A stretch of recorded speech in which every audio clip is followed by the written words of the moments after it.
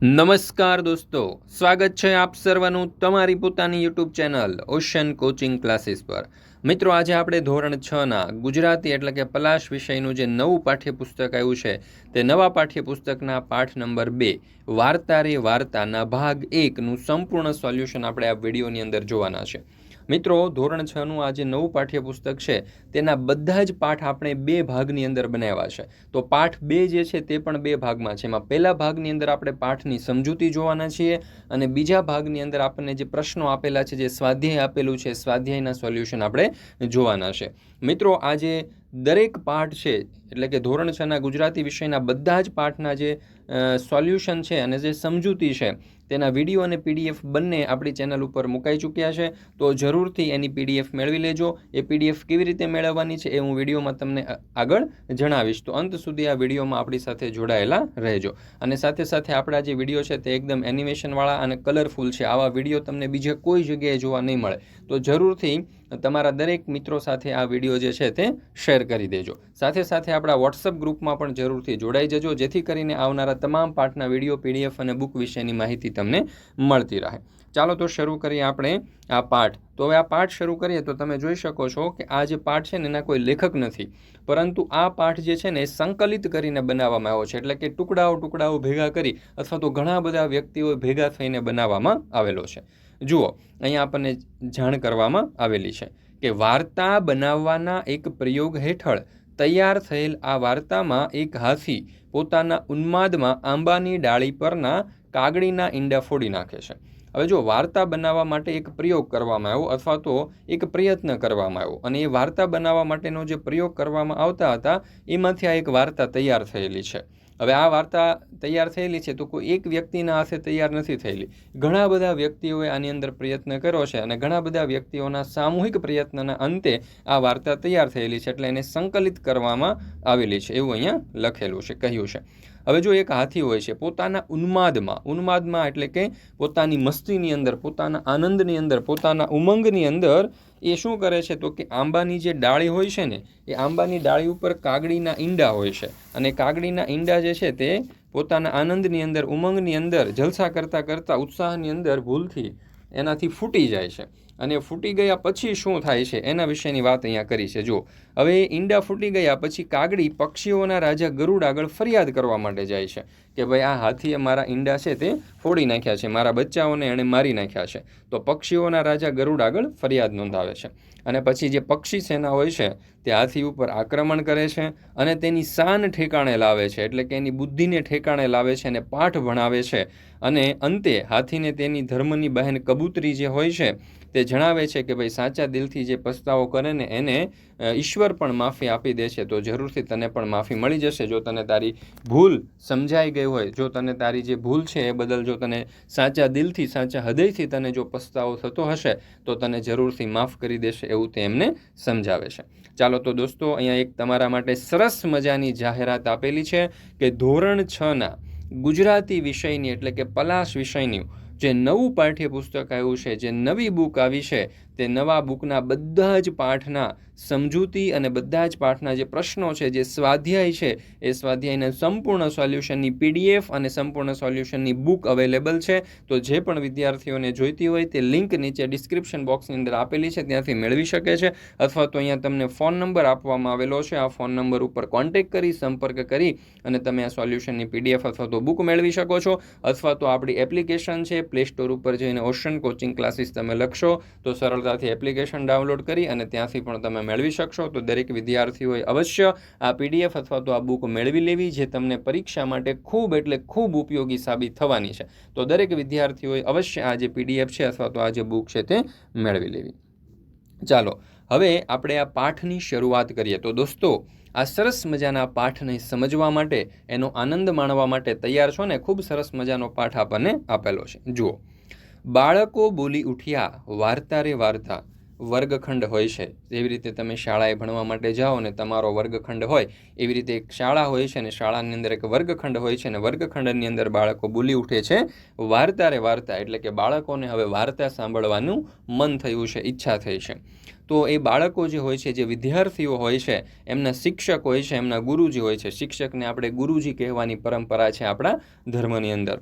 તો આજે કૃષ્ણશંકર ગુરુજી જે હોય છે એણે કહ્યું તો ચાલો આજે આપણે એક વાર્તા કરીએ. તો કૃષ્ણશંકર ગુરુજી જે હોય ને એ પણ કહે છે કે આજે આપણે વાર્તા કરીએ. હવે આજે જે આપણે વાર્તા કરવાના છે ને એક નવા પ્રકારની વાર્તા, આજે આપણે એક નવી વાર્તા કરીએ. એટલે કે રોજે તો શું થતું હોય કે ભાઈ શિક્ષક જે છે તે વાર્તા કહેતા હોય ને વિદ્યાર્થીઓ તેને ધ્યાનપૂર્વક સાંભળતા હોય. પણ આજે આપણે એવી વાર્તા નથી કરવી. વાર્તામાં કંઈક ટ્વિસ્ટ લાવવો છે, વાર્તામાં કંઈક નવીનતા લાવી છે, વાર્તાની અંદર બધા જ બાળકો ભાગ લે એવું કંઈક કરવું છે. તો જો શિક્ષક શું કહે છે કે હું વાર્તા શરૂ કરીશ અને પછી વચ્ચે છોડી દઈશ. શિક્ષક કહે છે કે હું વાર્તા શરૂ કરીશ, પછી એ વાર્તા હું અધૂરી મૂકી દઈશ. પછી શું કરવાનું? તો કે જ્યાંથી છોડી દઈશ ત્યાંથી તમારે આગળ ચલાવવાની. એટલે કે શિક્ષક જ્યાંથી વાર્તા અધૂરી મૂકી દે ત્યાંથી એ વાર્તાને આગળ વધારવાનું કામ બાળકોએ કરવાનું. એટલે કે શિક્ષક વાર્તાની શરૂઆત જરૂર કરશે, બરાબર, પણ એ વાર્તાને આગળ વધારવાનું કામ વિદ્યાર્થીઓએ કરવાનું. આવું એક નવીન પ્રકારની વાર્તા બનાવવાનું, એક નવી પ્રકારની વાર્તા જે છે તે કરવાનું આજે વર્ગખંડની અંદર શિક્ષકે નક્કી કર્યું. હવે જુઓ, ગુરુજીએ વાર્તા માંડી એટલે શું? તો કે વાર્તાની શરૂઆત કરી. ગુરુજી કોણ હતા? તો કે કૃષ્ણશંકર. હવે આ બધા નામ પણ તમારે સાથે સાથે યાદ રાખતા જવાના. તો કે ગુરુજીનું નામ શું હતું? તો કે ગુરુજીનું નામ હતું કૃષ્ણશંકર ગુરુજી. તો આજે કૃષ્ણશંકર ગુરુજી છે તેણે વાર્તા માંડી એટલે કે વાર્તાની શરૂઆત કરી. હવે જો વાર્તાની શરૂઆત કરે છે તો વાર્તાની શરૂઆતમાં આપણને એક હાથીનું અને એક જંગલનું વર્ણન આપવામાં આવેલું છે કે ભાઈ હાથી કેવો હતો અને એનું જંગલ કેવું હતું. તો જુઓ, એક હતો હાથી મસ્ત અને જબરજસ્ત. તો કેવો હતો? એક સરસ મજાનો હાથી હતો. અને હાથીને તો તમે બધાએ જોયો જ હોય, ખૂબ મોટું પ્રાણી છે, ખૂબ પહાડી પ્રાણી છે, બરાબર. તો એકદમ મસ્ત અને જબરજસ્ત હતો. મસ્ત એટલે શું? તો કે પોતાના આનંદની અંદર હંમેશા રહેતો હોય, પોતાની મસ્તીમાં જ હંમેશા રહેતો હોય. અને બીજું કે જબરજસ્ત હતો એટલે કે મોટો હતો, ખૂબ પહાડી કદનો હતો. હવે એ ક્યાં રહેતો હતો? તો કે એક ગાઢ જંગલની અંદર રહેતો હતો. ગાઢ જંગલ એટલે શું? તો કે વૃક્ષોથી ઘેરાયેલું હોય, વૃક્ષોની ડાળીઓ એકબીજાની અંદર પરોવાઈ ગયેલી હોય, સૂર્યનો તડકો જે છે જમીન ઉપર ન પડતો હોય, એવું એક ગાઢ જંગલ હતું કે જ્યાં પુષ્કળ વૃક્ષો આવેલા હોય, પુષ્કળ વનસ્પતિઓ ઉગેલી હોય, પુષ્કળ વેલા હોય, પુષ્કળ ફૂલો હોય. આવું એક સરસ મજાનું એક ગાઢ જંગલ હતું, ઘનઘોર જંગલ હતું, ઘટાદાર જંગલ હતું. ઉનાળાનો બપોર હતો. હાથી તાપથી શિયાવિયા થઈ ગયો હતો. હવે ઉનાળાનો બપોર હોય એટલે ગરમી પણ પુષ્કળ હોય, અને આ ગરમીના કારણે હાથી જે છે ને તે શિયાવિયા થઈ ગયો હતો. શિયાવિયા થઈ જવું એટલે શું? તો કે ગભરાઈ જવું અથવા તો બાવરું થઈ જવું. આ ગરમીના કારણે હાથી ગભરાઈ ગયો હતો. તમને પણ બપોરના 1 વાગે ઉનાળાની અંદર બપોરે 1 વાગે કોઈ જગ્યાએ જવાનું કહેવામાં આવે, ચાલીને અથવા તો દોડીને, તો તમે ચાલીને અથવા તો દોડીને જાઓ તો પરસેવે રેબઝેબ થઈ જાઓ. કોઈ જગ્યાએ તમને પછી ચેન ન પડે, ચારે બાજુથી ગરમી થતી હોય, અકળામણ થતી હોય. એવી રીતે હાથીને પણ અકળામણ થતી હતી, ગરમી થતી હતી, પરસેવો થતો હતો. એટલે હાથી જે છે તે શિયાવિયા થઈ ગયો હતો, ગભરાઈ ગયો હતો, બાવરો થઈ ગયો હતો. આંખો બંધ કરી એણે છાયાની ઠંડક માણી. પછી એ વૃક્ષની જે એક સરસ મજાના જે ગાઢ વૃક્ષો હોય છે, ઘટાદાર વૃક્ષો હોય છે, એ ઘટાદાર વૃક્ષની નીચે થોડી વાર માટે ઠંડક માણવા માટે આંખો બંધ કરીને ઊભો રહે છે. ઘડી બે ઘડી એટલે કે થોડી વાર પછી, થોડા સમય પછી, જરા વાર પછી હાથી જે છે ને એને ટાઢક વળે છે. એટલે કે શરીરની અંદર થોડોક ઠંડકનો અનુભવ થાય છે, તેને રાહત થાય છે, તેને થોડું સારું લાગે છે. એટલે કે એની જે ગરમી લાગતી હોય, એને જે તાપ લાગતો હોય છે તેમાં થોડો ઘટાડો થાય છે. આંખ ઉઘાડીને એણે જોયું તો આંબા પર લૂંબે ને ઝૂંબે કેરીઓ લચી રહી હતી. જો મિત્રો, અત્યાર સુધી તો હાથીએ પોતાની આંખો બંધ રાખી હતી, પણ જેવી તે આંખો ખોલે છે તેને થોડી રાહત થાય એટલે તે આંખો ખોલે છે. અને જેવી જ આંખો ખોલે છે તો એક આંબાનું વૃક્ષ હોય છે, અને આંબાના વૃક્ષ ઉપર લૂંબે ને ઝૂંબે એટલે કે એની ડાળીઓ ઉપર લૂમખા ને લૂમખા કેરીઓ જે છે તે ઝૂલી રહ્યા હતા, લચી રહ્યા હતા. લચી રહી હતી એટલે કે ઝૂલી રહી હતી. પછી તમે અહીંયા જોશો ને તો 3 ટપકા આપણને આપેલા છે. હવે 3 ટપકા આપેલા છે એટલે શું? તો કે ગુરુજીએ જે વાર્તાની શરૂઆત કરી હતી ને એમાં આટલી વાત એણે કરી, અને પછી ગુરુજીએ વાર્તા જે છે તે અધૂરી મૂકી દીધી. હવે આ વાર્તા આગળ કોણે વધારવાની છે? તો કે વિદ્યાર્થીઓએ આગળ વધારવાની છે. જોઈએ તો હવે કયા વિદ્યાર્થીઓ જે છે તે આગળ વધારે. પણ એના પહેલાં અહીંયા તમે જોઈ શકો છો કે આપણે અહીંયા ફોટા પણ આપેલા છે. સરસ મજાનો મદમસ્ત અને જબરજસ્ત હાથીનો પણ ફોટો છે, અને આંબાના વૃક્ષ ઉપર જે સરસ મજાની કેરીઓ લચી રહી હતી ઝુમખે ને ઝુમખે, એનો પણ સરસ મજાનો ફોટો છે. તમે પણ આંબાના વૃક્ષ ઉપર આવી લુમખે ને ઝુમખે લટકતી કેરીઓ જોઈ હશે, બરાબર? તો આ કેરીઓ જે છે આંબા ઉપર લટકતી હોય એ પણ આપણને ખૂબ સુંદર લાગે, એને કેરીઓ જે છે તે આપણને ખાવાનું મન થઈ જાય એવી સરસ મજાની કેરીઓ છે તે લટકતી હતી. ચાલો ત્યાર પછી આગળ જોઈએ તો હવે વર્ગખંડની અંદર એક હર્ષદ નામનો વિદ્યાર્થી હોય છે, અને હર્ષદ નામનો જે વિદ્યાર્થી હોય છે ને એને વાત ઉપાડી લીધી. હવે વાત ઉપાડી લીધી એટલે શું? તો કે જે શિક્ષકે, જે ગુરુજીએ વાર્તા અધૂરી મૂકી દીધી હતી, એ વાર્તા હવે કોણ આગળ વધારે છે? તો કે હર્ષદ નામનો વિદ્યાર્થી છે તે વાર્તા આગળ વધારે છે. જો, હાથીએ હળવેક રહીને સૂંઢ ઊંચકી. હવે હાથી જે છે ને પોતાની સૂંઢને ઊંચી કરે છે. પછી ડાળીએથી કેરીઓ તોડતો જાય અને મોંમાં મૂકતો જાય, અને સૂંઢની અંદર કેરીઓ તે તોડતો જાય. ડાળીઓ ઉપર જે સરસ મજાની કેરીઓ લટકતી હતી તે કેરીઓ સૂંઢની મદદથી તોડે અને પોતાના મોઢાની અંદર મૂકતો જાય. અને કેરી પણ કેવી, અને આ જે કેરી તે ખાતો હતો હાથી, એ પણ કેવી સરસ મજાની હતી, તો કે રસદાર અને કસદાર હતી. રસદાર એટલે શું? તો કે રસથી ભરપૂર. અને કસદાર એટલે શું? તો કે મોટી મોટી પાકી કેરીઓ હતી. તો મોટી મોટી પાકીઓ અને રસથી ભરપૂર કેરીઓ હતી. ખટ મધુરી અને મોંમાંથી પાણી છૂટે તેવી. ખટ મધુરી એટલે ખાટી મીઠી. મીઠી તો હતી પણ સાથે થોડી ખટાશ પણ હોય, એટલે ખાટી મીઠી લાગે. તો આવી જે ખાટી મીઠી હોય કેરીઓ, અને એ ખાટી મીઠી કેરીઓ જ્યારે આપણે ખાઈએ ત્યારે આપણને મોંમાંથી પાણી છૂટે. મોંમાંથી પાણી છૂટે એટલે શું? તો કે કોઈ પણ વસ્તુ ખાવાની આપણને જ્યારે તીવ્ર ઈચ્છા થાય ને તો એને એવું કહેવાય કે મોંમાંથી પાણી છૂટ્યું. તો મોંમાંથી પાણી છૂટવા માંડે એવી સરસ મજાની આ કેરીઓ હતી. હાથીની તરસ છીપી અને એને ટાઢક વળી, એટલે કે હાથી જે છે એને જે તરસ લાગી હતી, એને જે ગરમી થઈ હતી એ ઓછી થાય છે, અને એની જે ભૂખ હતી એ પણ સંતોષાઈ જાય છે, અને તેની ટાઢક વળે છે, એટલે કે એની ઠંડક લાગે છે અને તેને રાહત થાય છે. હવે હાથી જે છે તે ખુશખુશાલ થઈ જાય છે, આનંદિત થઈ જાય છે, અને માથું હલાવતો, કાયા ડોલાવતો, સૂંઢ ઉછાળતો ગેલમાં આવી ગયો. હવે જો, તમારી સાથે પણ એવું થતું હોય કે જ્યારે તમને કોઈ પ્રશ્ન મૂંઝવતો હોય ને પ્રશ્ન જ્યારે હલ થઈ જાય, એ પ્રશ્નનું જ્યારે સોલ્યુશન આવી જાય તો તમે પણ ખૂબ આનંદમાં, ખૂબ ઉત્સાહમાં, ખૂબ ઉમંગમાં આવી જતા હોય અને ઘણી વખત ડાન્સ કરવા માંડતા હોય. એવી રીતે હાથીની પણ જે સમસ્યા હતી અને ગરમી લાગતી હતી ને જે ભૂખ લાગી હતી એ સમસ્યા એની સોલ્વ થઈ ગઈ હતી, એટલે કે એની જે તકલીફ હતી એ પૂર્ણ થઈ ગઈ હતી. એટલે એ પણ આનંદની અંદર આવી ગયો અને પોતાનું માથું હલાવતો અને કાયા ડોલાવતો અને સૂંઢ ઉછાળતો ગેલમાં આવી ગયો, એટલે કે આનંદની અંદર આવી ગયો. સડાક કરતી સૂંઢ ઉચકી એણે અને એક ડાળને પકડમાં લીધી, એટલે કે એની ડાળી, એની જે સૂંઢ હતી ને એ સૂંઢને એણે ઊંચી કરી. સૂંઢ ઊંચી કરી અને ડાળીને એણે પકડી લીધી, અને ડાળીને પકડી અને કડડ કરતી આ જે ડાળી છે તૂટી ગઈ. અને ડાળી જ્યારે તૂટે ત્યારે તૂટવાનો જે અવાજ આવે ને એને અહીંયા કહ્યું છે કે કડડડડ, એટલે કે ડાળી તૂટવાનો કડડ અવાજ આવ્યો અને આ ડાળી જે છે તે તૂટી જાય છે. તમે પણ ઘણી વખત વાવાઝોડાની અંદર અથવા તો કોઈ પણ જગ્યાએ વૃક્ષની ડાળી જ્યારે તૂટતી હોય ત્યારે એનો જે અવાજ હોય ને એ સાંભળ્યો હશે, બરાબર છે? તો તમે કલ્પના કરો તમારા મગજની અંદર કે ભાઈ આ ડાળી તૂટવાનો અવાજ કેવો આવતો હશે, બરાબર? દરેક વિદ્યાર્થીઓએ મનમાં કલ્પના કરવાની છે. તમે કોઈક ને કોઈક જગ્યાએ તો ડાળી તૂટવાનો આવો અવાજ સાંભળ્યો જ હશે, બરાબર? તો કલ્પના કરો જોઈએ. અને અહીંયા તમે જોઈ શકો છો કે હાથી જે છે ને આંબાના વૃક્ષ ઉપર પોતાની સૂંઢ જે છે એ ઊંચી કરી અને એ ડાળીને પકડમાં લઈ અને ડાળી તોડી રહ્યો હોય એવું સરસ મજાનું ચિત્ર પણ આપણને આપેલું છે, જેથી કરીને તમે આ પાઠને કલ્પના કરતાં કરતાં સમજી શકો. ચિત્રની સાથે સમજો તો તમને ખૂબ સરળતાથી પાઠ યાદ પણ રહી જાય. હવે કરુણાશંકરે વાત સાંધી આપી. જો, હર્ષદે પહેલાં વાત ઉપાડી લીધી. હવે અહીંયા હર્ષદે જો 3 ટપકા આપેલા છે એટલે વાત પૂર્ણ કરી. હવે હર્ષદે જ્યાંથી વાત પૂર્ણ કરી ત્યાંથી ફરી પાછી કરુણાશંકર માસ્તર જે હતા, એટલે કે જે ગુરુજી હતા, તેણે વાત સાંધી આપી. એટલે કે હવે પાછી કરુણાશંકર ગુરુજી છે તે વાતને આગળ વધારે છે, વાર્તાને આગળ વધારે છે. ડાળી ઉપર કાગડીનો માળો હતો. જે ડાળ હાથીએ તોડી નાખીને એ ડાળી ઉપર એક કાગડીનો માળો હતો. અહીંયા તમે જોઈ શકો છો, આપણે માળો પણ આપેલો છે અને કાગડી પણ છે. તો એ કાગડીનો માળો હતો અને માળાની અંદર 3 ઈંડા હતા. હવે જો, ડાળી તો તૂટી ગઈ, તો ડાળી તૂટીને નીચે પડી, તો માળો પણ તૂટીને નીચે પડ્યો હોય, તો ભોંય પર પટકાઈને ઈંડાના ફોદા નીકળી ગયા. હવે જો, આ માળો નીચે પડ્યો એટલે એની અંદર 3 ઈંડા હતા, અને 3 ઈંડા પણ નીચે જમીન ઉપર પડ્યા. તો 3 ઈંડા જમીન ઉપર પડ્યા એટલે ઈંડાના ફોદા નીકળી ગયા. ફોદા નીકળી ગયા એટલે કે લોચો નીકળી ગયો, એટલે કે ઈંડો ફૂટી ગયું ને એની અંદરથી જે બચ્ચું હતું એના ફોદા નીકળી ગયા. ત્યાં તો ઘટાના ઊંડાણમાંથી એક કંપતો અવાજ આવ્યો. ઘટાના ઊંડાણમાંથી એટલે કે આ જે આંબાનું વૃક્ષ હતું એ ઘટાદાર વૃક્ષ હતું. એ ઘટાદાર વૃક્ષની અંદર કોઈક એક પક્ષી બેઠું હશે. એ પક્ષીનો કંપતો એટલે કે ધ્રુજતો એટલે કે દુઃખી અવાજ આવે છે.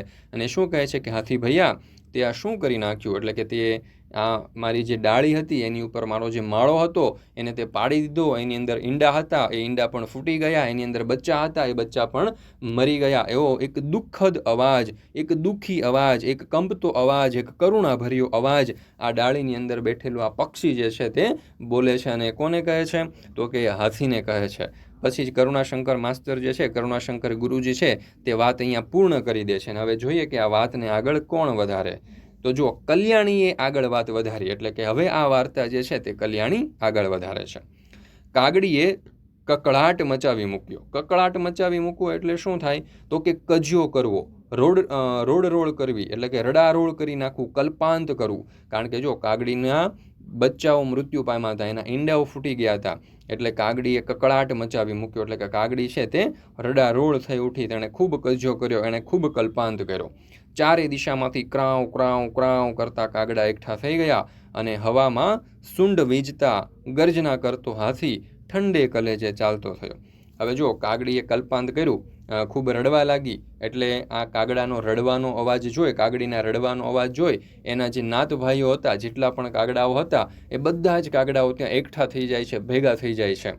અને ભેગા થઈ અને તે ક્રાઉ ક્રાઉ કરવા લાગે છે. મિત્રો, અહીંયા આપણે એક વાત ખાસ સમજવી જોઈએ કે જો કાગડીને જ્યારે દુઃખ આવે છે ને, ત્યારે એમના જે નાત ભાઈઓ છે એ બધા જ કાગડાઓ ત્યાં ભેગા થઈ જાય છે અને એને દુઃખમાં સાંત્વના આપવા માટે ત્યાં પહોંચી જાય છે. એના દુઃખને હળવું કરવા માટેનો પ્રયત્ન કરવા માટે ત્યાં પહોંચી જાય છે. તો આપણા જીવનની અંદર પણ આપણે આવી એકતા રાખવી જોઈએ. જ્યારે પણ આપણા ભાઈઓ, આપણા મિત્ર અથવા તો આપણા સગાવાલા સંબંધીઓ કોઈના ઉપર જ્યારે દુઃખ આવી પડ્યું હોય, ત્યારે આપણે પણ એને મદદ કરવા માટે શક્ય હોય આપણે જેટલી કરી શકીએ એટલી મદદ આપણે એને કરવા માટે જવું જોઈએ અને દુઃખને દૂર કરવા માટે પ્રયત્ન કરવો જોઈએ. અને આવી એકતા આપણા મનુષ્યની અંદર પણ આપણે હોવી જોઈએ.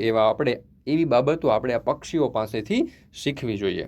તો આ જે કાગડાઓ છે તે ભેગા થઈ ગયા અને પોતાનો અવાજમાં ક્રાઉ ક્રાઉ ક્રાઉ કરવા લાગ્યા. જો આ પાઠની અંદર છે ને, પક્ષીઓ જે છે એના અવાજો વિશે પણ ઘણી બધી માહિતી આપી છે કે ભાઈ કયા પક્ષીનો કેવો અવાજ હોય, એટલે કે કયા કયા પક્ષીઓ કેવા અવાજે બોલતા હોય. તો અહીંયા કાગડો છે, તો કાગડાઓ જે છે ને તે ક્રાઉ ક્રાઉ ક્રાઉ એવો અવાજે બોલતા હોય. એટલા માટે અહીંયા આ ખાસ યાદ રાખવાનું છે. પક્ષીઓના અવાજ પણ તમને પરીક્ષાની અંદર પૂછાઈ શકાય કે ભાઈ કાગડાનો અવાજ તો કે ક્રાઉ ક્રાઉ ક્રાઉ. બાકીના પક્ષીઓના અવાજ છે તે પાઠમાં આગળ આવશે ત્યારે આપણે જોતા જઈશું.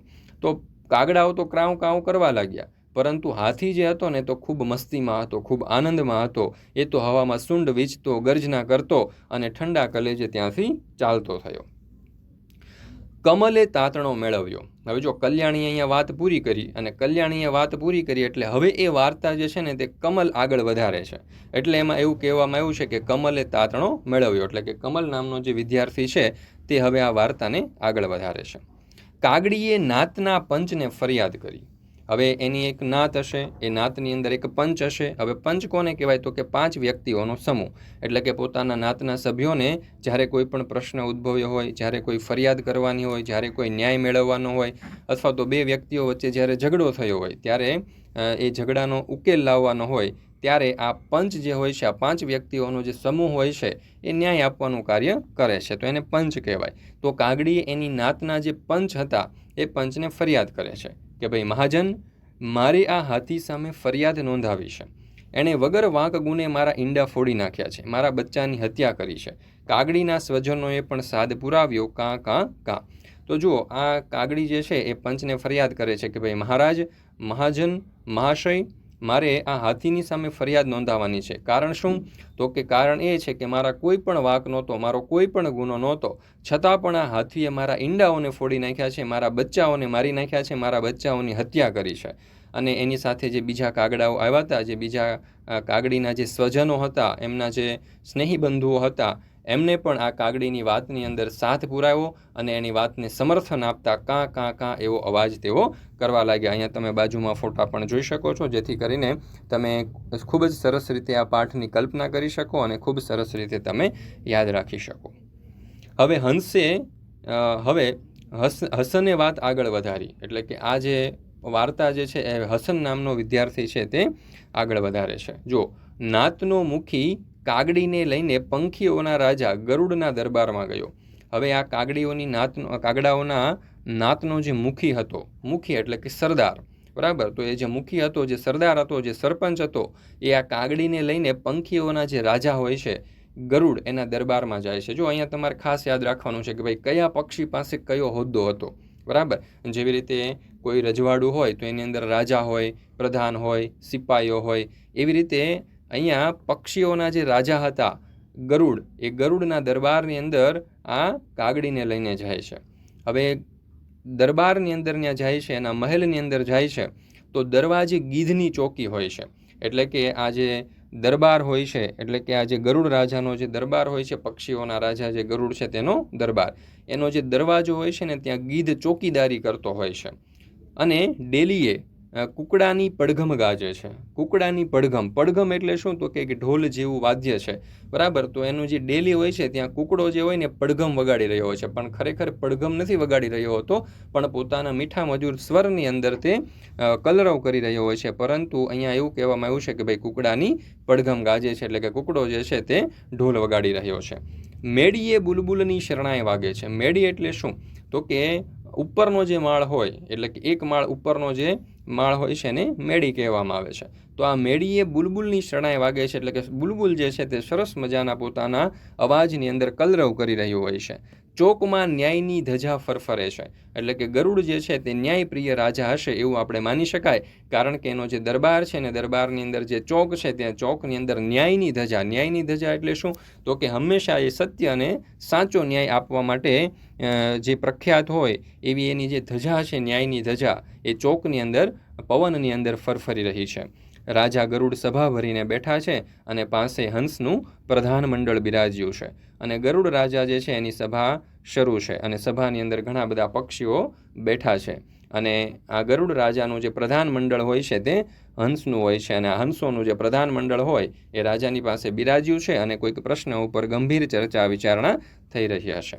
તો આ બધા જ પક્ષીઓ જે છે એના ફોટો તમને અહીંયા આપવામાં આવેલા છે, જેથી કરીને તમે ખૂબ સરળતાથી યાદ રાખી શકો. અહીંયા જેટલા પણ પક્ષીઓ જે છે ને એ શું કરી રહ્યા છે એ પણ તમારે ખાસ યાદ રાખવાનું છે. જેમ કે ગરુડ જે છે એ પક્ષીઓના રાજા છે. દરવાજાની ચોકી કોણ કરી રહ્યું છે? તો કે ગીધ કરી રહ્યું છે. ડેલી એ પડઘમ કોણ ગજાવી રહ્યું છે? તો કે કુકડો. બુલબુલ શરણાઈ વગાડી રહ્યો છે. અને બીજું એક ખાસ મહત્વનું કે જે હંસો છે તે હંસોનું જે પ્રધાન મંડળ છે તે રાજા ગરુડની બાજુમાં બિરાજ્યું છે. પ્રધાન મંડળ એટલે શું? તો કે રાજાને દરેક બાબતોની અંદર સલાહ સૂચન આપવા માટે જે હોય એને પ્રધાન મંડળ કહેવાય. તો આવું હંસોનું પ્રધાન મંડળ પણ રાજા ગરુડને સલાહ સૂચન આપવા માટે એની બાજુમાં બેઠું છે. હવે પછી આ વાર્તા જે છે તે હસીને આગળ વધારે છે. તો જુઓ, પ્રધાન મંડળે કાગડીની ફરિયાદ સાંભળી, એટલે કે આ જે પ્રધાન મંડળ હતું, હંસોનું પ્રધાન મંડળ, તે કાગડીની આ ફરિયાદને સાંભળે છે. અને ફરિયાદને સાંભળ્યા પછી ચુકાદો જાહેર થાય છે, એટલે કે રાજા ગરુડ જે છે તે ચુકાદો આપે છે એની વાતને સાંભળીને, એટલે કે ન્યાય કરે છે કે ભાઈ ગુનેગાર હાથીને દેશવટો આપવામાં આવે. ગુનેગાર એટલે શું? કે જેણે ગુનો કર્યો છે એવો વ્યક્તિ, હાથી જે છે તેને દેશવટો એટલે શું? તો કે દેશ નિકાલો, અથવા તો દેશમાંથી બહાર કાઢવામાં આવે, અથવા તો આપણે એવું કહી શકીએ કે એને એના જંગલમાંથી બહાર કાઢવામાં આવે. તો હાથીએ જે ગુનો કર્યો છે એ સાબિત થાય છે, અને હાથીએ જે ગુનો કર્યો છે એ બદલ એને આપણા જંગલની અંદરથી બહાર કાઢવામાં આવે. અને બાજ સેનાપતિ આ સજાનો તરત જ અમલ કરે. જો એક નવા પક્ષીનું નામ આવ્યું બાજ, અને આ બાજ જે હોય છે ને એ આ જે રાજા હોય છે ગરુડ રાજા, એનો સેનાપતિ હોય છે. અને સેનાપતિને આદેશ આપવામાં આવે છે કે ભાઈ આ સજાનો તરત અમલ કરવામાં આવે. એટલે કે બાજ જે છે પોતાના સૈનિકોને લઈ જાય અને આ હાથી જે છે એને ફટાફટ દેશમાંથી બહાર કાઢવામાં આવે, આપણા જંગલની અંદરથી એને બહાર કાઢી મૂકવામાં આવે. ચાલો, હવે અહીંયા આ હસીને આ વાતને પૂરી કરે છે, અને ધનજી જે છે તે આ વાતને આગળ વધારે છે. જો, સેનાપતિએ બાજ સૈનિકોની ટુકડી સજ્જ કરી. હવે સેનાપતિ કોણ હોય છે? બાજ.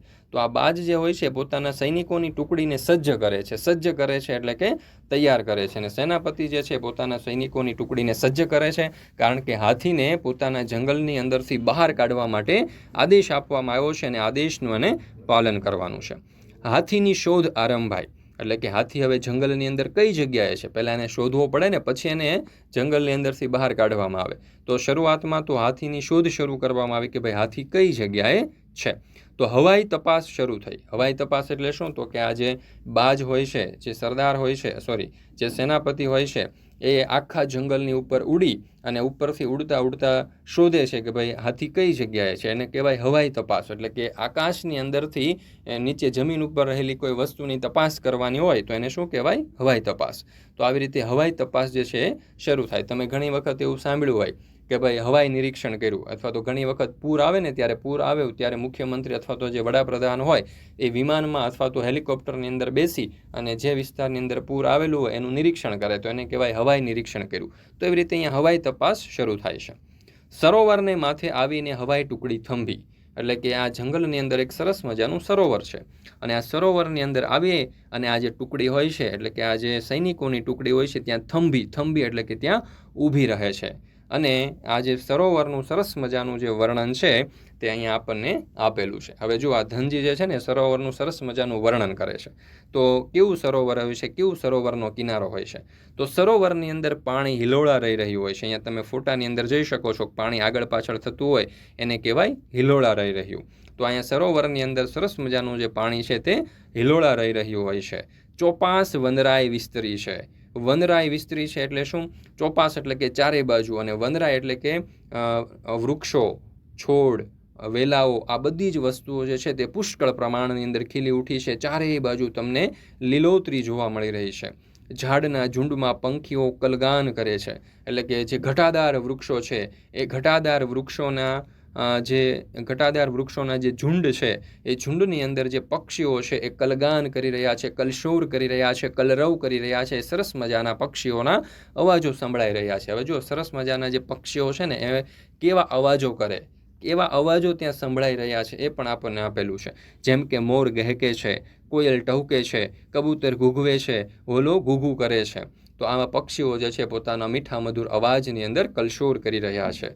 અને કમળવનનો મીઠો પવન હૈયામાં હર્ષ ભરે છે. કમળવન એટલે શું? તો કે જ્યાં ઘણા બધા કમળો એકસાથે ઉગી નીકળ્યા હોય એને કમળવન કહેવાય. તો આ કમળવન ઉપરથી જે મીઠો સરસ મજાનો પવન પસાર થઈ રહ્યો છે તે હૈયાની અંદર એટલે કે હૃદયની અંદર હર્ષ ભરે છે, એટલે કે આનંદ ભરી રહ્યો છે. તો આવું સરસ મજાનું આ જે સરોવર છે અને એ સરોવરનું વર્ણન આપણને અહીંયા આપવામાં આવેલું છે. અને સરોવર જે છે એના કિનારે એ સરોવરની પાસે આવી અને આ જે બાજ જે પક્ષી છે એની બાજ સૈનિકોની જે ટુકડી છે ત્યાં થંભી જાય છે, ત્યાં ઊભી રહે છે. ચાલો ત્યાર પછી આપણે આગળ જોઈએ તો હવે આ વાર્તાને કપિલ આગળ વધારે છે. જો કપિલ કહે, સરોવરના છાતીપૂર પાણીમાં હાથી ઊભો છે. જો સરોવરના છાતીપૂર પાણી એટલે શું? તો કે સરોવરની અંદર જે છાતી સમૂહ પાણી છે, એટલે કે છાતી ડૂબી જાય એટલું જે પાણી છે એ પાણીની અંદર આ હાથી ઊભો હોય છે. અને જે હાથીને બાજ જે છે તે શોધવા આવ્યું હોય છે. બાજ જે સેનાપતિ હોય છે તે એને શોધવા માટે આવ્યો હોય છે. સૂંડમાંથી પાણીના ફુવારા ઉડાડી એ સ્નાન કરે છે. અને હાથી જે છે તે શું કરી રહ્યો હોય છે? તો કે આ સરોવરની અંદર ઊભો સૂંડમાંથી પાણીના ફુવારા ઉડાડતો હોય છે. ઘડીકમાં કમળવનમાં ઘમાસાણ મચાવે છે. થોડીક વારમાં તો એ કમળવનની અંદર ઘમાસાણ મચાવવું એટલે શું? તો કે ચારે બાજુ વેરણ છેરણ કરી નાખે, તોફાન મચાવે છે. ઘડીકમાં તો એ કમળવનની અંદર તોફાન મચાવે. ઘડીકમાં સૂંડ ઊંચી કરી ઘેરા નાદે આનંદનો ચિત્કાર કરે. ઘડીકની અંદર શું કરે? તો કે પોતાની સૂંડ ઊંચી કરે, ઘેરા નાદે એટલે કે મોટા અવાજે એ આનંદનો ચિત્કાર કરે, એટલે કે આનંદની ચિચિયારીઓ પાડે. એટલે કે આનંદની અંદર આવી, હર્ષની અંદર આવી, ઉલ્લાસની અંદર આવી અને મોટેથી બૂમો પાડે. કાગડી બોલી ઉઠી, એટલે કે આ હાથીને જોઈ અને આ કાગડી તરત બોલી ઉઠે છે કે ભાઈ મારા ઈંડાનો નાશ કરનાર આ જ દુષ્ટ હાથી છે. શું કહે છે તે? કાગડી કહે છે કે ભાઈ મારા ઈંડા જેણે તોડી નાખ્યા છે, જેણે મારા બચ્ચાને નાશ પામ્યા છે, મારા બચ્ચાને જેણે મૃત્યુ પમાડ્યા છે, મારી નાખ્યા છે, એવો આ જ દુષ્ટ હાથી છે. દુષ્ટ એટલે કે આ જ ખરાબ હાથી છે. તો બીજા સાક્ષીઓ પણ સાર પુરાવે છે. અને બીજા જેટલા સાક્ષી કોને કહેવાય? તો કે કોઈ પણ ઘટના જે ઘટી હોય એને જે નજરે જોનાર વ્યક્તિ હોય એને સાક્ષી કહેવાય. તો બીજા જે સાક્ષીઓ હોય છે, એટલે કે જ્યારે ઈંડાઓ હાથીએ ફોડી નાખ્યા હોય ત્યારે એ જોનાર જે વ્યક્તિઓ હોય છે, જે સાક્ષીઓ હોય છે, જે પક્ષીઓ હોય છે, એ પણ કાગડીની વાતની અંદર સૂર પુરાવે છે કે ભાઈ હા, આ જ એ હાથી છે કે જેણે કાગડીના ઈંડાને ફોડી નાખ્યા છે. એટલે કે કા કરી અને કાગડીની વાતની અંદર સૂર પુરાવે છે. હવે મકન આ વાર્તાને આગળ વધારે છે. અને બાજ સરદાર હવામાંથી તીર વેગે હાથી ઉપર ઘસે છે. હવે જો આ બાજનો જે સરદાર હોય છે એ હવામાંથી તીર વેગે એટલે પૂર ઝડપે પુષ્કળ ગતિથી એ હાથી ઉપર ઘસે છે, એટલે કે હાથી પાસે આવી પહોંચે છે. એની પીઠ ઉપર તીણી ચાંચનો જોરદાર ઘા મારે છે. હવે આ જે બાજ પક્ષી અહીંયા તમને આપવામાં આવેલું છે, તમે જોઈ શકો છો, એની જે ચાંચ હોય ને ખૂબ મજબૂત અને ખૂબ તીક્ષ્ણ હોય અને ખૂબ ધારદાર હોય. તો એ પોતાની જે તીક્ષ્ણ અને જે ધારદાર ચાંચ હોય છે તેનો જોરદાર ઘા એ હાથીના શરીર ઉપર મારે છે. તો હાથી તો તમને ખબર છે કે પાણીની અંદર ખૂબ આનંદની અંદર હોય છે, ઉત્સાહમાં હોય છે, ખૂબ મજાક મસ્તી કરી રહ્યો હોય છે, એટલે કે એના રંગની અંદર ભંગ પડે છે, એટલે કે એનો જે આનંદ હોય છે ને એ છીનવાઈ જાય છે, એટલે કે એનો આનંદ જે છે તે પૂર્ણ થાય છે, એ તૂટી જાય છે. એ છળી ઉઠે છે, એને કંઈ સમજાતું નથી કે આ શું થયું. તે એકદમ છળી ઉઠે છે, એટલે કે એકદમ જે છે તેને કંઈક અજુગતું લાગે છે. ત્યાં તો બાજ ટુકડી એના ઉપર ચારેય બાજુથી હલ્લો કરે છે, અને આ બાજ પહેલાં સર્વપ્રથમ એના ઉપર ચાંચથી હુમલો કરે છે. ત્યાર પછી તો આખી બાજની ટુકડી આવી પહોંચે છે, અને આખી બાજની જે ટુકડી છે તે હાથી ઉપર હલ્લો કરે છે એટલે કે હાથી ઉપર હુમલો કરે છે.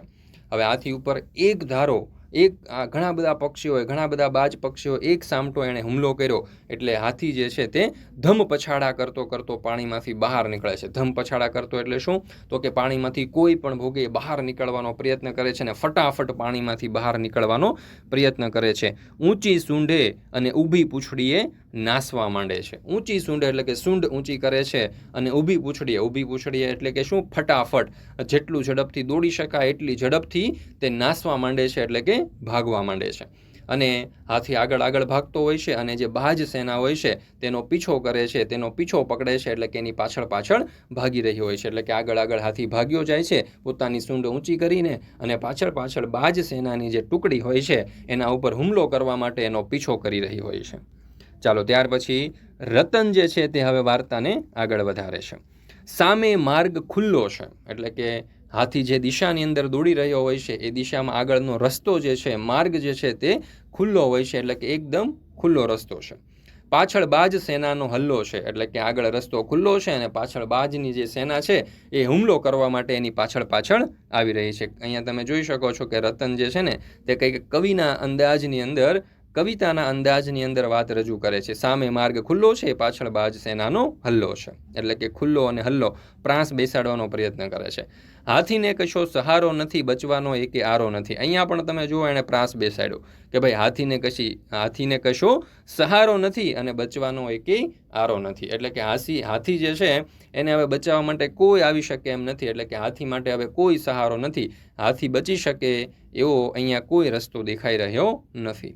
દોડીએ જાય છે હાથી, તો આગળ ને આગળ રસ્તા ઉપર દોડીએ જાય છે, હંફળો ફાંફળો દોડીએ જાય છે, એટલે કે પોતાનો જીવ બચાવવા માટે થઈ જેટલો પ્રયત્ન થઈ શકે, જેટલી મહેનત થઈ શકે એટલી સ્પીડની અંદર, એટલી ઝડપની અંદર તે આગળ ને આગળ દોડ્યો જાય છે. હિંમત એકઠી કરીને દોડ્યો જાય છે. પોતાનામાં જેટલી તાકાત છે, પોતાનામાં જેટલી હિંમત છે એ બધી જ એકઠી કરી અને આગળ ને આગળ આ બાજ પક્ષીઓથી બચવા માટે તે દોડ્યો જાય છે. અને પાછળ દેમાર કરતી બાજ સેના આવી રહી છે, એટલે કે આગળ પૂર ઝડપે હાથી દોડ્યો જાય છે અને એની પાછળ દેમાર કરતી, એટલે કે એને મારવા માટે થઈ એનો પીછો કરી અને એના ઉપર હુમલો કરવા માટે આ જે બાજની સેના છે તે તડામાર તેની પાછળ આવી રહી હોય છે. હવે આ વાર્તાને લાલજી આગળ વધારે છે. લીલુડા વનની હદ પૂરી થાય છે. જો સરસ મજાનું આ જે લીલુંછમ વન હતું એને લીલુડું વન કહ્યું છે. તો આ સરસ મજાનું જે લીલુંછમ વન હતું તેની હદ પૂરી થાય છે, એટલે કે એની સરહદ પૂરી થાય છે, એની સીમા પૂરી થાય છે. એટલે કે અહીંયા આ વન છે, આ જે જંગલ છે તે પૂર્ણ થાય છે. સામે ડુંગરની આડી દિવાલ ખડી છે, એટલે કે આ જે જંગલ પૂર્ણ થાય ત્યાં ડુંગરાઓ આવેલા છે, અને આ ડુંગરો જ્યાંથી શરૂ થાય ત્યાંથી આ જંગલ પૂર્ણ થાય છે. એટલા માટે એવું કહ્યું છે કે સામે ડુંગરની આડી દિવાલ ખડી છે, એટલે કે આ જંગલની બાજુમાં જ ઊંચી દિવાલો રૂપી ડુંગરાઓ આવેલા છે.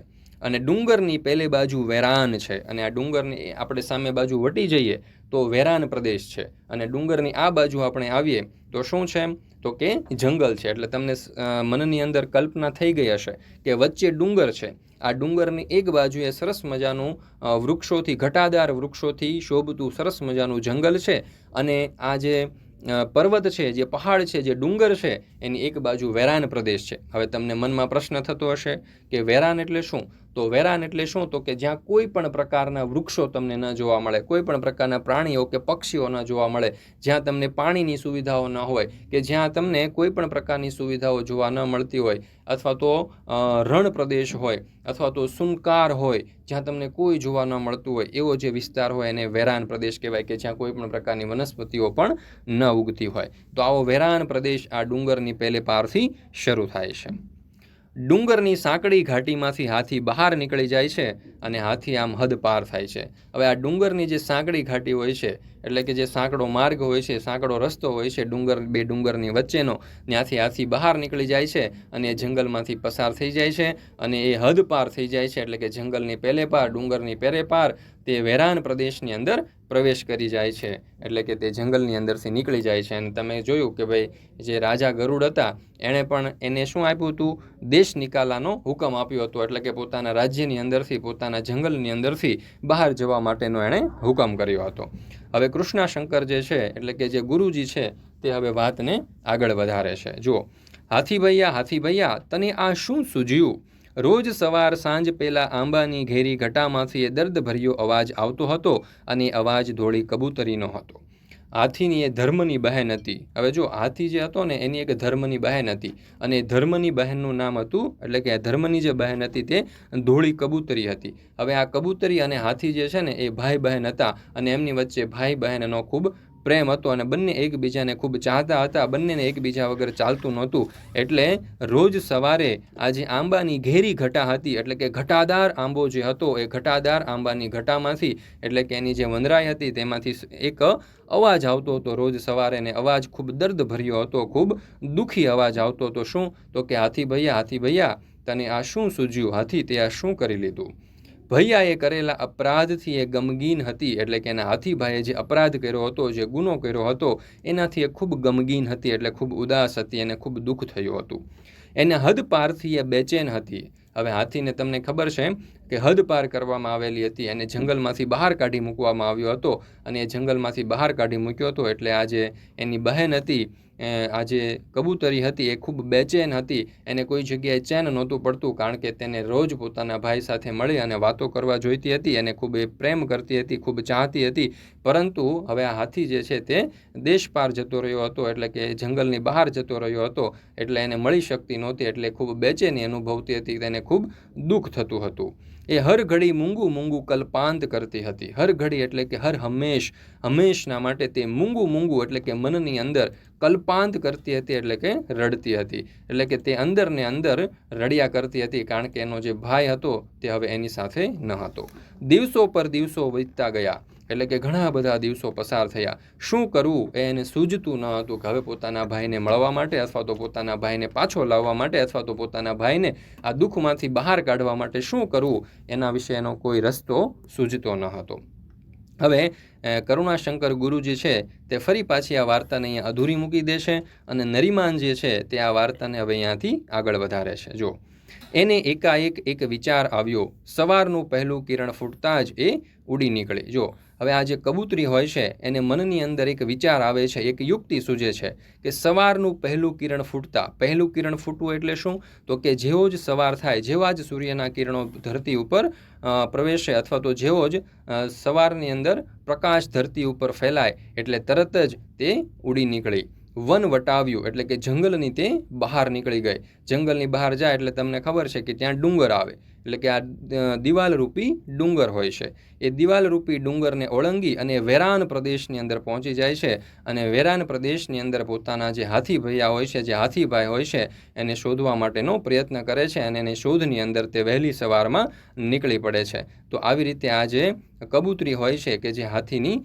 બહેન હોય છે, તે વહેલી સવારે સૂર્યનું અંજવાળું થતાં જ પોતાના ભાઈને શોધવા માટે વેરાન પ્રદેશની અંદર નીકળી પડે છે. વનને વટાવે છે, ડુંગરને વટાવે છે, અને વેરાન પ્રદેશની અંદર પહોંચી જાય છે, અને ત્યાં પોતાના ભાઈને શોધે છે.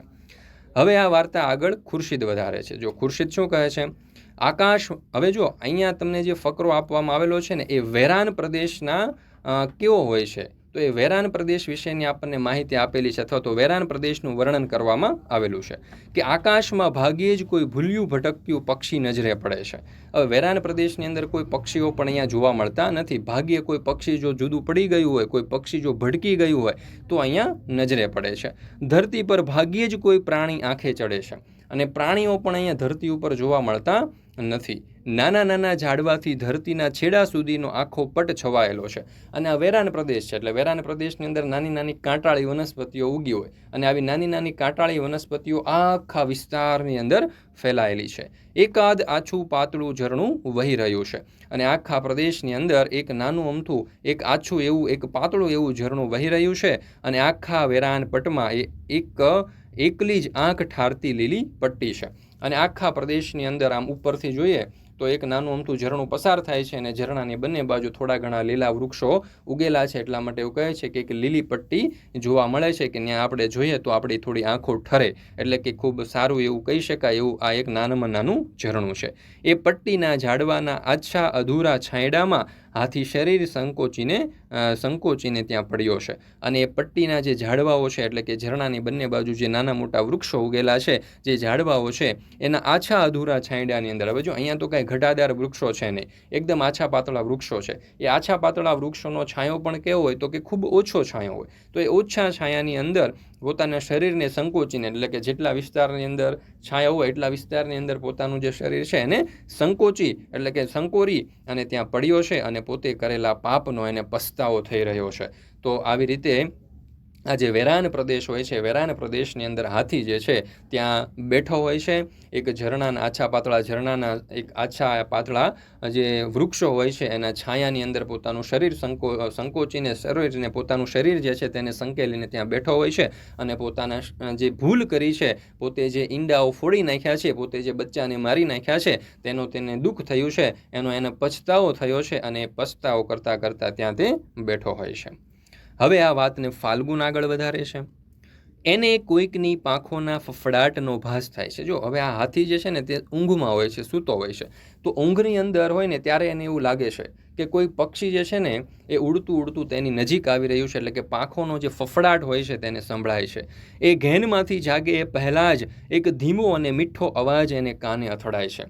એ ઘેનની અંદર હોય છે, ઊંઘની અંદર હોય છે, અને ઊંઘમાંથી એ જાગે, પોતાની આંખો ખોલે એ પહેલાં તો એને એક ધીમો અને એક સરસ મજાનો મીઠો અવાજ તેના કાને અથડાય છે, એટલે કે એના કાનની અંદર સંભળાય છે. હાથી ભૈયા એ આંખ ઉઘાડીને જુએ છે તો સામે કબૂતરી આવી એની સૂંઢ ઉપર બેસી ગઈ હોય છે. અને હાથી ભૈયા એવો અવાજ સંભળાય છે, અને આંખ ઉગાડીને જુએ છે તો સામે એક કબૂતરી હોય છે, અને એ કબૂતરી જે હોય છે હાથીની સૂંઢ ઉપર આવીને બેસી ગઈ હોય છે, અને એ તેની બહેન હોય છે. આશ્ચર્યથી અને આનંદથી એ બોલી ઉઠે છે. જો આ કબૂતરીને ઘણા દિવસો પછી એ જુએ છે, અને એ પણ વેરાન પ્રદેશની અંદર એ જુએ છે, એટલે એને ખૂબ આશ્ચર્ય થાય છે, અને સાથે સાથે આનંદ પણ થાય છે કે ભાઈ નવાઈ પણ લાગે છે, અને અંદરથી આનંદ પણ થાય છે કે ભાઈ કબૂતરી અહીંયા ક્યાંથી હોય. અને તે બોલી ઉઠે છે, ભાઈ કોણ? મારી કપૂરી બહેન. અને એની આંખમાંથી બોર જેવડા આંસુ સરી પડે છે. હવે એ પોતાની બહેનને જુએ છે, ઘણા બધા દિવસો પછી તેણે પોતાની બહેનને જોઈ હોય છે, એટલે એને આંખની અંદરથી હર્ષના આંસુ, આનંદના આંસુ, અને એ પણ બોર જેવડા મોટા મોટા આનંદના આંસુઓ સરી પડે છે, એટલે કે તે રડવા લાગે છે.